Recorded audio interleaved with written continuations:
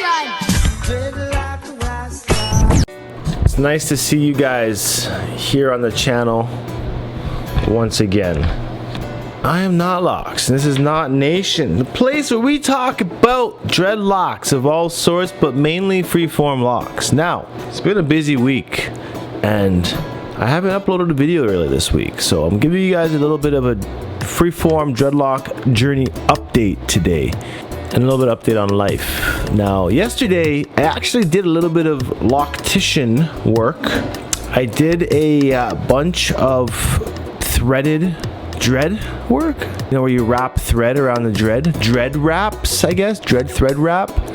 I did about 6 of those on Michelle's set of locks. So here's a video of how they turned out at the end, and they turned out pretty well. I used embroidery thread to do it.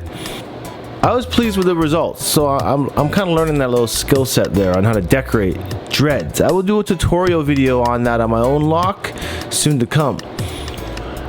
In other news, I was talking with a friend, Cam from Canada, on Instagram. Shout out Cam, the Canadian. And he was asking me for an updated photo of my locks. So I sent him this video that we're going to review right now for this dreadlock update. And what it's come down to is my hair is almost at 8 years length. And you can see when I shake my head about like that, the 2 wicks at the back kind of stand up. Like, they really stand up. And surprisingly enough, these ones are actually pretty long than I thought, longer than I thought they were. My dreadlocks are now down to my waistline at the back. And for 8 years, like, this is really fast to get to that length.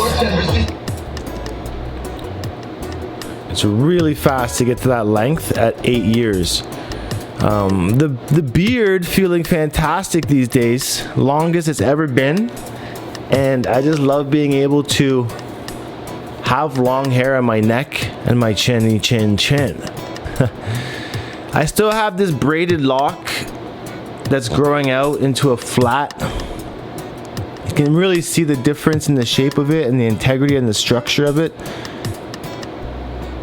because it kind of dangles at that point, but it's sturdy over here.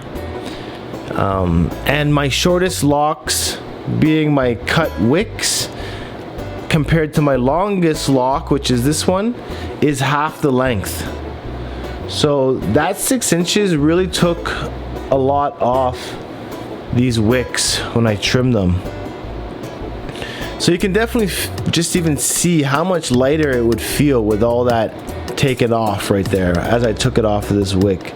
I feel like this one, eventually, when this flat gets long enough, I will end up cutting off the braid lock part of this dread, but I don't feel like that's going to be until like at least another 2 years from now before I do that. So I think this will be the 10 year mark.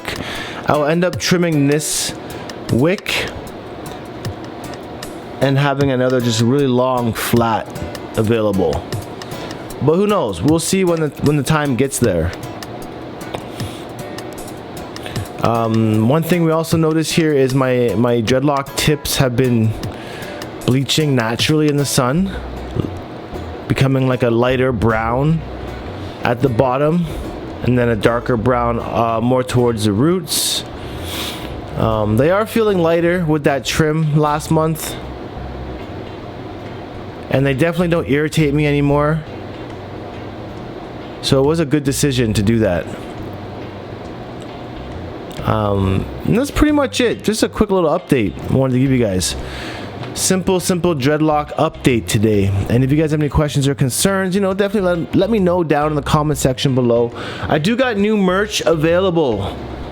Help support a black-owned business and buy a beanie available in the knotnation store. Winter's coming up, and these things are great for keeping our heads warm in the snow dem.